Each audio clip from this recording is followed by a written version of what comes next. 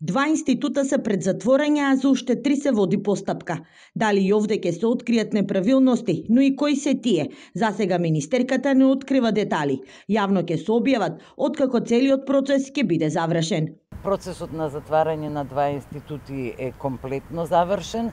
Продолжува во овој момент најверојатно уште 3, но и тоа треба да заврши и ќе добиете информација. Освен институтите и универзитетите се намета на Државниот просветен инспекторат. Кај некои веќе се утврдени неправилности и е почната постапка за наплата на казни.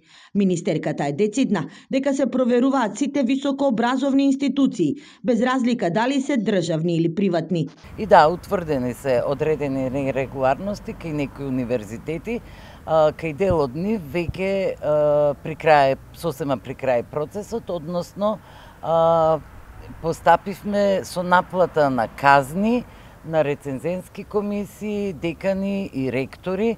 Во Штип веќе исто така имаше една контрола, го чекаме извештајот, но битно е дека сите универзитети без исклучок ќе го поминат овој процес.